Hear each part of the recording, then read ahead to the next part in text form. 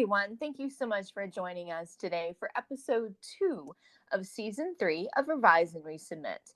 I'm Dr. Kim Bissell, the Southern Progress Endowed Professor in Magazine Journalism and the Associate Dean for Research in the College of Communication and Information Sciences at the University of Alabama.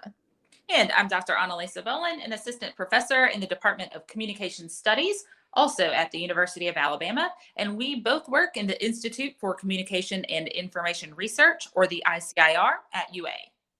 As you learned from our intro to season 3, this season is all about talking with CNIS alum, those people who spent a few years, or maybe more than a few years, here at the capstone and have gone on to do some pretty cool things.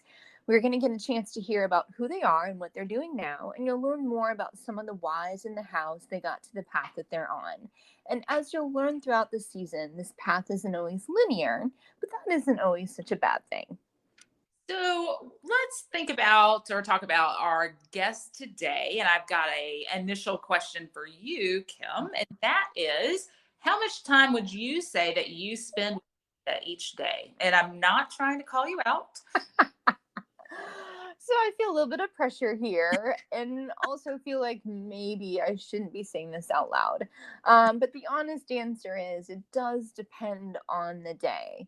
If it's a college football Saturday, probably way too much time with multiple screens on. But I think that's legit. And I think those of us who are UA employees and alums can agree with that being very valid. But if it's an average weekday, significantly less time. But I have to fess up about having a few binge-worthy shows that I love watching on Netflix. So now I have to ask you, how much time would you say you spend with the media? So I'm gonna appropriately plead the fifth here. But I will say I spend too much time with media, social media, sports media, health media, political media, reality TV media. Give me all of the media. And I am going to take a stand, and I'm not going to judge myself on the quality of the media I'm consuming. But if it's on TV or makes it to social media, it's good, right? I mean, isn't that how it works? Someone else is judging it, and they only let the best things out there. So it's all quality time for hours. All quality. So our next guest is going to tell us a little bit more about why this may matter, although it isn't necessarily the time we spend with the media, but the actual content. Have you ever watched a film or a TV show that just made you feel better? Or have you watched a documentary that inspired you in some way to go out and do something good for others?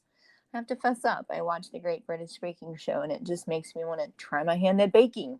So I'm going to disagree there. And the Great Show makes me not want to try my hand at baking. I mean, I watch it, but I just know that if these people have their like whoopsies and they're amateur, but they know something, well, I'm better off with sticking with the box mix or the bakeries in town. But I digress.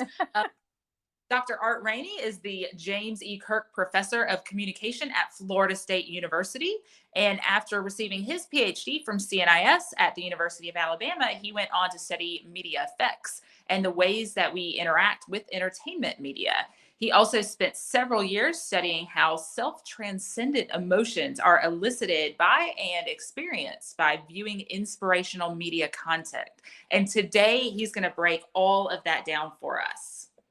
We are so excited to welcome Dr. Art Raney. Welcome, Art.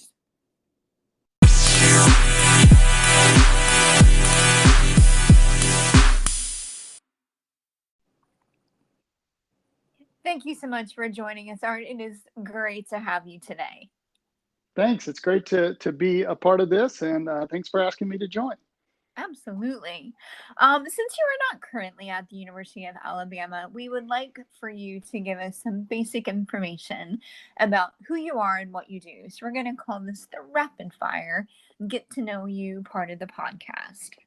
Sounds great. All right. So first, where are you from and where did you grow up? Well, I am actually from right there in Tuscaloosa. My father was a professor Wow. at the university in the College of Engineering. for 30 some odd years. So I was born in DCH, and I am a Oh my goodness. Tuscaloosa County High grad. Tuscaloosa and the capstone is played a huge role in my upbringing. Cool. That's great. And second, where are you now? So now, for the past 20 plus years, I've been in Tallahassee, Florida, as a faculty member at Florida State University in the School of Communication there. All right. And then were you at the University of Alabama, which I guess was birth? Yeah, pretty much. Yeah. Well, really 9 months prior to birth.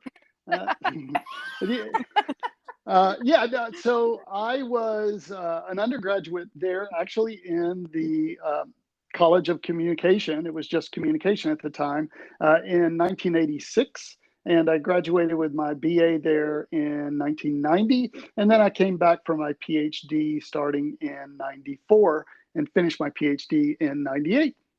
Cool. Wow. Well, you have a great history with UA then. So what we would like to do is get a little bit more information about the what you do part of it. But before we do, I have to ask, if you go onto Google and type in Art Raney, one of the first things that comes up is this Templeton Foundation grant that you received, where you studied self-transcendent emotions. You're going to have to tell us more about this and what you found out over the 3 years of the project. Yeah, sure. Happy to. Right. So the Templeton Foundation gave us more money than probably they should have. No, just kidding. It's a wonderful It's a good foundation. problem. Yeah, it's a great problem to have. No, they're a fantastic group that looks at issues around science and religion and psychology and kind of wonderful things. And what they enabled us to do was really kind of, for the first time, look from a communication perspective at how media can influence a lot of these virtuous thoughts and actions in people. So we were looking at how what people often refer to as inspiring films or inspirational television shows or online videos and things of that nature, how these kind of representations of moral beauty and random acts of kindness, how that exposure to that kind of media content can make us better people, can make us more helpful, can make us be more charitable, can help us think about the ways that we can be better people and things of that nature. So yeah, we over 3 years we did some content analyses, we did some surveys, and we did a lot of experimental research, really looking at how media can serve to make us better people. Oh wow! I mean, it's just so fascinating to hear about that. Ultimately, what did you find?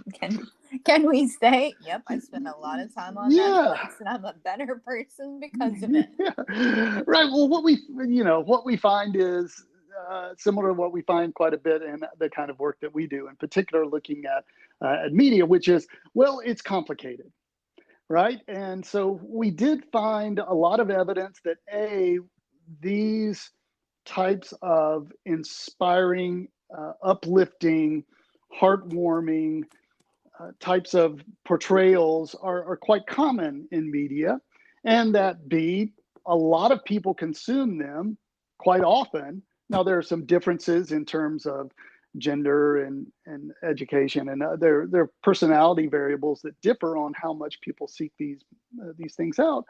But ultimately, we do find that the more that people consume these types of materials, right, this type of content, the more likely they are to experience positive emotion in their life, which can lead to well-being, the more likely they are to have prosocial motivations and have a desire to help people and to make the world a better place.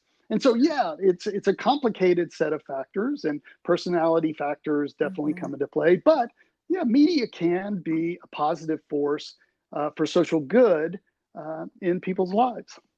I was that it would just be very cut and dry. And when I see that, like, you have spent 40 hours this week on your.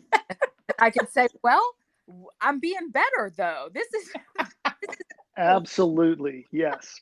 I'm becoming a better human with all this time on my phone. It is virtue exercise that you're doing. a name for it. So I have to go back to what you said earlier, Art, about, being born and bred in Tuscaloosa with the ties to UA and your dad being a professor in engineering. Did the young Art Raney think that you were going to be a professor, or did you have a completely different vision for what you would be when you grew up? Well, the young Art Raney had visions of being an NBA star. Wait a minute, you could still do that. I hesitated to say it because the draft went by again a couple of weeks ago, and unfortunately, I yet again was not drafted in the first 2 rounds of the NBA draft.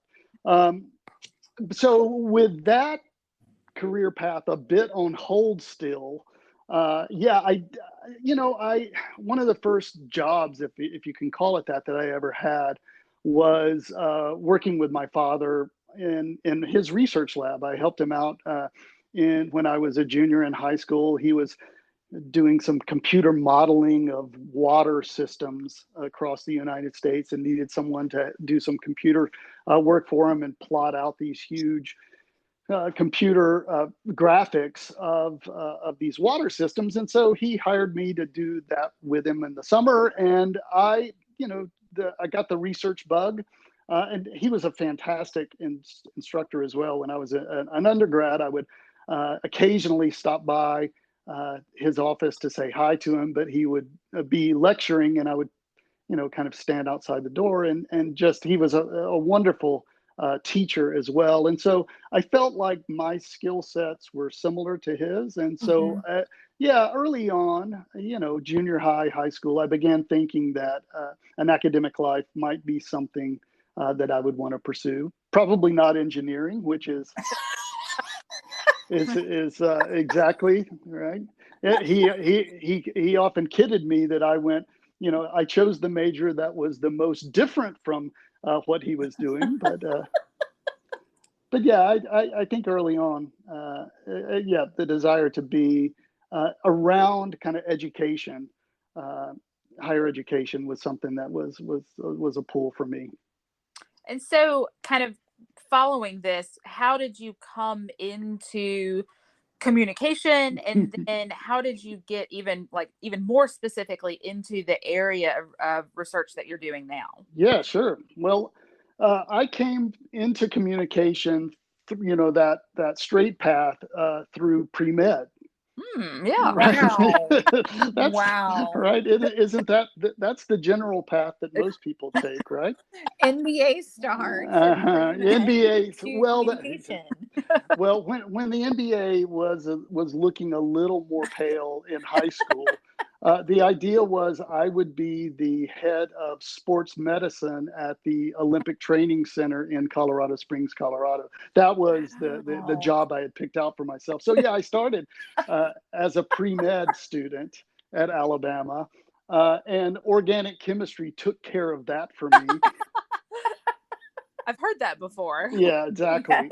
Yes. And so I kind of wandered through a couple of different majors, and took a public speaking class, and started thinking about journalism a little bit, and kind of wandered into to Pfeiffer Hall, and kind of found my home.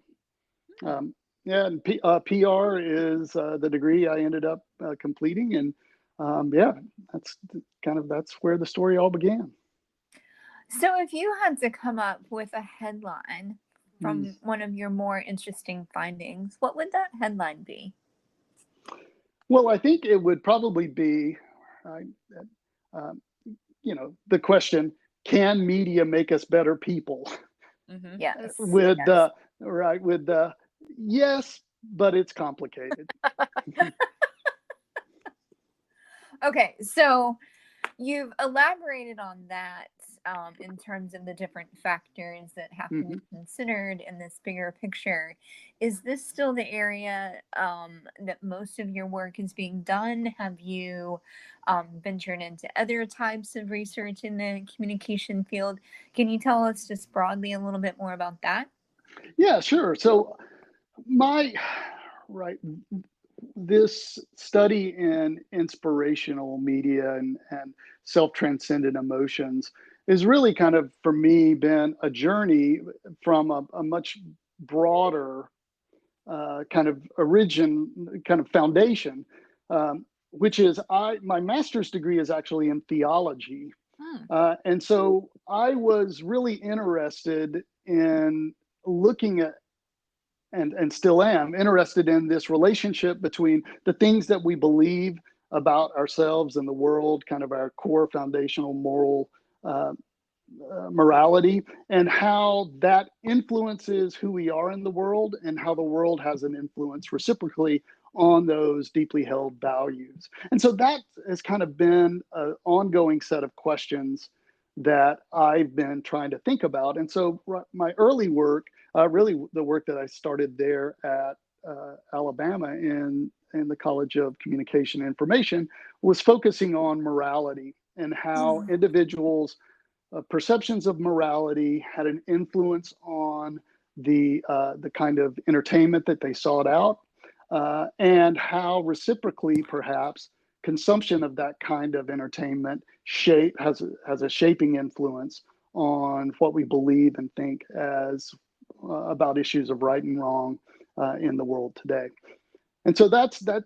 So I've looked a lot at issues around morality and media consumption, how our moral values shape again what we seek out, how it shapes, and I've spent a lot of time looking at this, how it shapes how we interpret media entertainment, and then again how it may have an influence that those entertainment experiences may have an influence on our belief systems.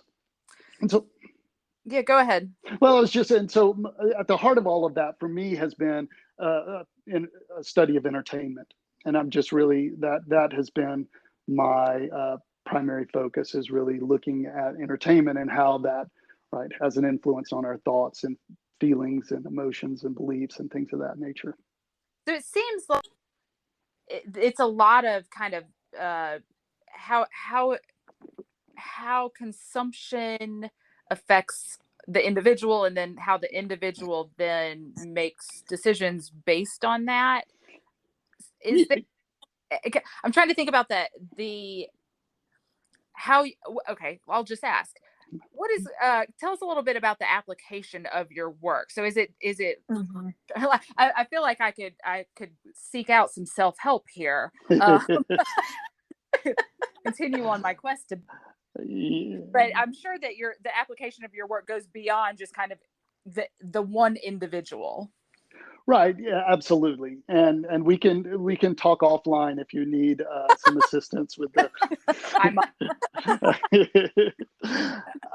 Right. I think the application of the work that I'm doing, at least what I would like to think the application is both in I see, right, the things in our environment have an influence on our well-being, right? Whether it's the conversations we have with our family, whether it's the amount of time we spend exercising, right? It's the things we fill our life with have an influence on our well-being. And that, of course, well-being is a concern for educators, it's a concern for health professionals, it's a concern for psychologists, it's a concern for right for all of us. And so I think one of the things I've been trying to work on and figure out is what role does media play in this overall sense of well-being that we experience. And so because of that, there are applications for health professionals, right? I think there are applications for educators in developing media literacy campaigns, in particular for kids, and how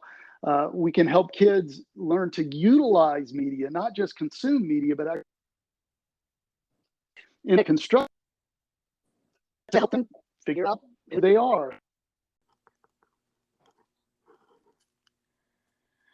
All right, all right. So I have to ask this question because as we sort of think about the role of media in our lives, especially now, and the way that we can have access to so much media, what you've been talking about up to this point is really the content, how exposure to specific types of content can, and I'm totally breaking this down, but help us be better humans. What I'm wondering is, what about the time? And when you think about, and this can just be based on, your observation of doing all this type of work for over 2 decades, when you think about family dynamics and interpersonal dynamics and things like that, it seems like we spend a lot of time with media, but it may not necessarily be the media that's going to help us be better humans. So, is that something that you've studied? How does that factor in just in terms of like that time function? Yeah, well, so I haven't studied specifically looking at media use in terms of time that much. I'll just be honest with you. But overall, I mean, what I think the research that I've been involved in points to is that media can be used for quite intentional purposes. And I think one of the things that at least seems to happen when we consume so much media is that we fall back on it as either a companion, Mm-hmm. a Mm-hmm. way to kind of let time slide by, that we use it in fairly passive ways. And of course, media content can have unintentional effects, both positive and negative, on us. And so I think what my interest is, and my encouragement for lack of a better example, my own kids who are now in their mid-20s, has always been to utilize media, but do so for specific purposes, right? Mm-hmm. Them to use media content intentionally, whatever that content may be. And so I think, right, we do use a lot of media, and time spent with media has never been at a higher number for people in the U.S. Mm-hmm. My hope is that as we're using more media, that we use media more intentionally Yeah. for purposes. So I'm going to switch gears a little bit, but say in the realm of higher education, does your scholarship make it into the classes you teach, and how so? Yeah, it does. So many of the classes that I teach are on media effect, right, or on entertainment, Mm-hmm. or basic communication theory. And so some of my readings, or I try not to be that faculty member who makes you read all of stuff, right? But when appropriate, my readings have been a part of my classes. But I'm much more interested in, because I think I've been really privileged to work with a lot of people who are a lot smarter than me and better writers. Three related works, right, of colleagues of mine at other universities who are writing on similar issues, and I try to pump up their work more so than mine. Because I figure the students hear me yammering on every week in class. They don't have to hear me yammer on and before that much. And also read this work that I've published. Yeah, exactly right. So, when you consider your professional career, is there something that you're particularly proud of? Yeah, well, we were talking a little bit about the Templeton grant early on, Mm-hmm. and I am really proud of that work, and not so much for myself, but because I was able to work on that project with a lot of fantastic colleagues at different universities, some of whom were just starting their career.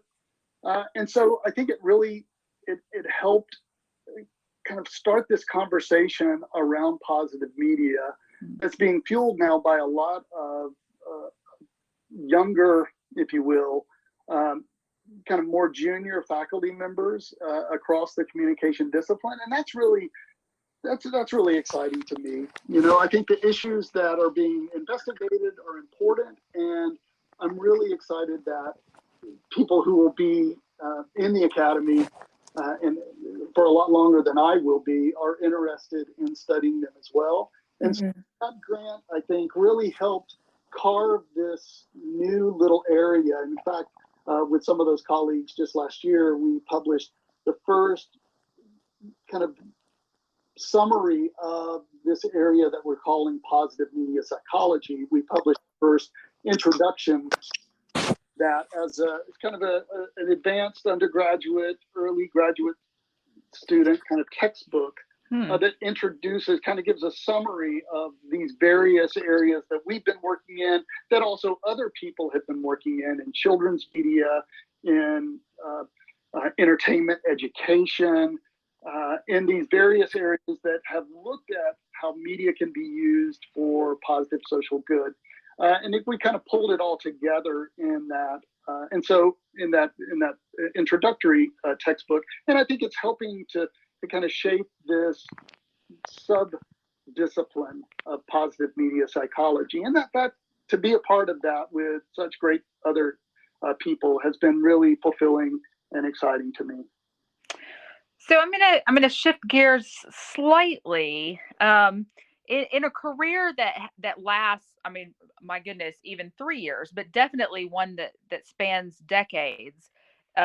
We know that you will have had experience with revising and resubmitting and persisting through your work. Can you tell us a little bit about your experience with that kind of persistence in creating new knowledge?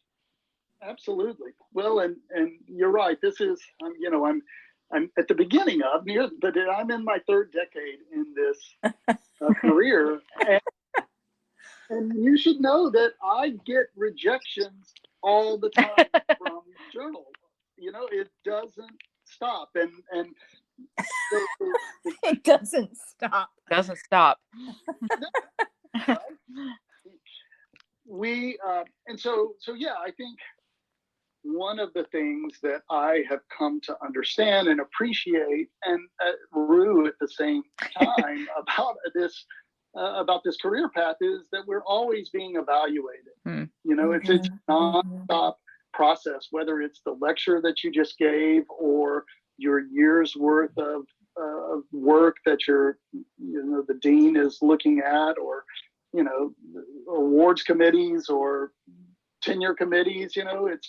It's a never-ending cycle of being evaluated by someone, and so yeah, there has to be, at least I've found from myself, this place to be okay with failure, right? Because that evaluation is never ending, and so yeah, persisting in that belief that, okay, I think I have something meaningful to add to this ongoing intellectual conversation, and a willingness to be open to knowing that the way you're adding to that conversation maybe isn't as useful as it could be, and how can you make that better? That is getting feedback from others, and being okay with that evolution of one's own thinking and being and writing, I think has been really important. Yeah, and of course, I feel for myself, I'm only able to do that if I have this kind of rock solid, basis behind me of my family and friends and loved ones who support me, even when I'm saying or writing stupid stuff. In the rejections, when the rejection letters come in, that at the end of the day, I'm still a dad, and that's fantastic. At the end of the day, I'm still a partner to my wife, and I'm really excited about that. At the end of the day, I can, still go on a walk with my dog, and that's really fantastic and fulfilling. And so having that foundation for me as kind of a buffer against the rejection, helps me to persist, I think. Well, and I think it's also a really good reminder that we are not alone in it. I think sometimes it's so easy to get bogged down, and when we get the rejection letters, and as you noted, we all get them, it's very disheartening. It can, break our spirits a little bit, but maybe not in the moment. We don't think that it's happening across the board, but it's certainly a good reminder. So I feel like we're shifting gears on you all over because there's so many questions to ask. But one that I really wanted to ask you today specifically, when you were here at the University of Alabama, I know you had the opportunity to kind of overlap with Dr. Jennings Bryant when he was here as well. Do you have a great Jennings story, or do you have, did you take a class from him that you thought was particularly great, and any great story that you want to share with our listeners? Well, Jennings was my mentor. I came to the university mainly because of him. And I was very fortunate to work with Jennings as a research assistant, to be a student in his class, and then to be a co-author with him and transition into to being a friend of his. And career and life are, I cannot begin to describe how immense that impact has been.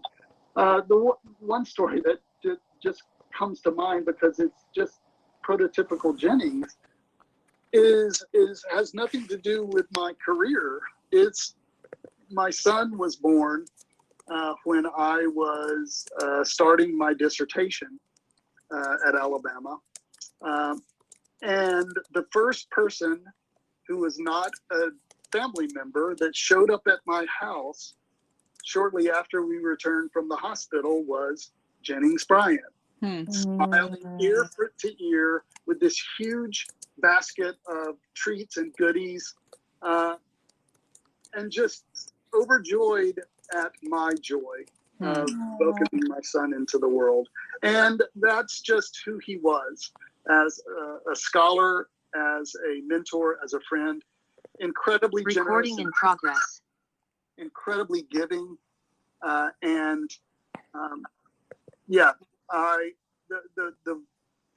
I miss him so much still today. Yeah.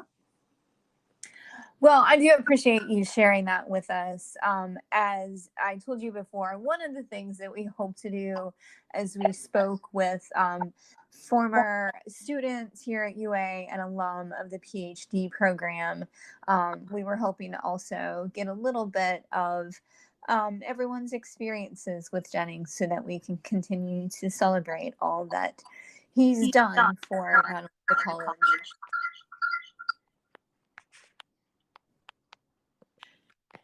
So we have one more question before we hit our rapid fire. Okay.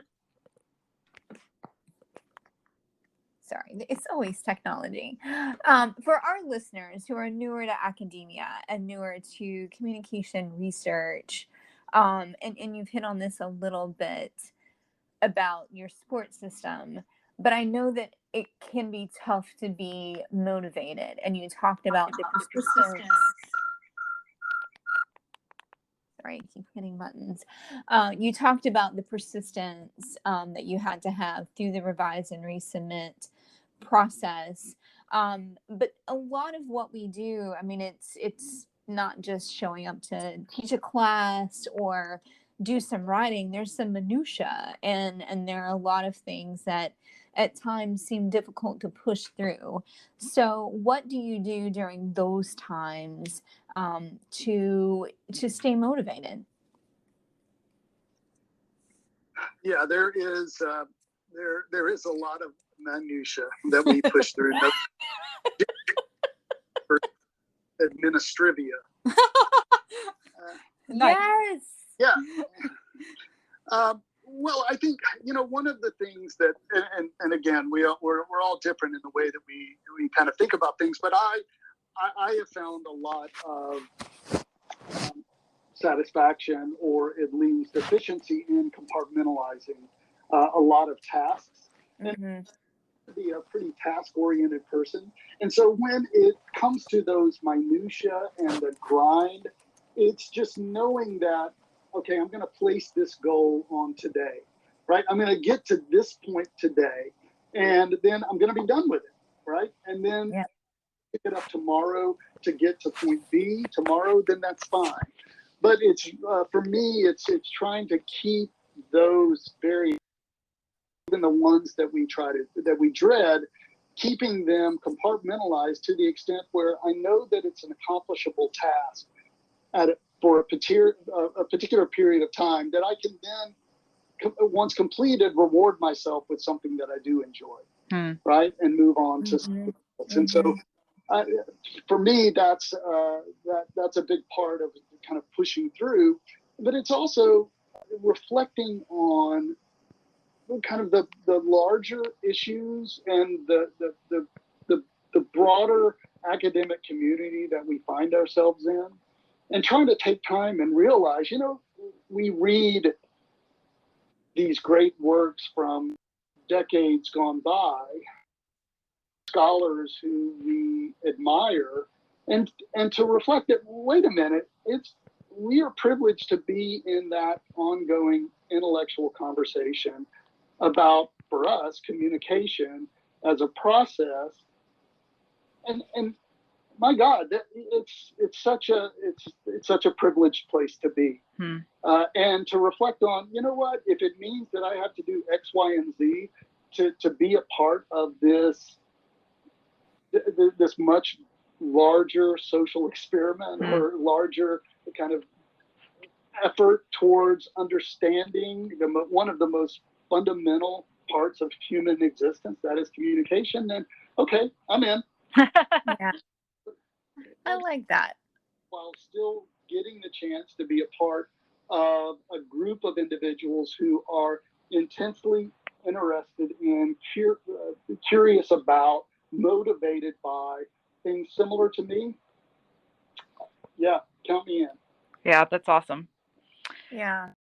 So we're going to wrap up in a similar way that we started, with a couple of rapid fire questions. So my first question is, what is your favorite academic conference or association? Well, I think, yeah, sure. I think overall, ICA, the International Communication Association, is my favorite conference. And are you planning on submitting to ICA in the near future? Well, the next conference is in Paris. And so that's going to be a hard yes. Yep. And then, so this one will be very easy. My final question is, are you looking forward to attending ICA in next time? Yeah, absolutely. I think the conferences offer us the opportunity to meet folks and share experiences and collaborate, and again, feel a part of that intellectual community. And so, yeah, looking forward to it. I think you and me and everyone else in our discipline. Art, I just want to thank you so much for taking some time to chat with us today. I apologize for the technological issues on our end. Regardless, it was wonderful to catch up and learn more about what you've been doing since you've left the University of Alabama. Thank you. It's really been a true pleasure to catch up with you. Well, it's been a great joy of mine to chat with you both, and I look forward to have an opportunity to do it again. Thanks again for inviting me. Absolutely. Thanks, Art. Yep.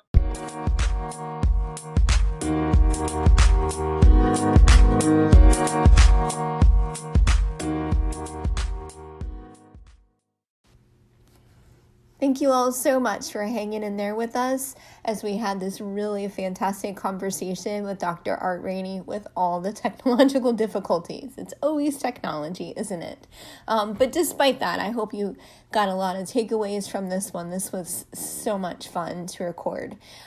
Next week, teaser alert, we're going to be speaking to someone who actually has a connection to Art Raney. You'll have to tune in next week to figure out what that connection is. But next week, we speak with Dr. Andrew Dunn, who's an associate professor and chair of media and communication at East Tennessee State University. So our conversations continue with these great CNIS alum. Please join us next week.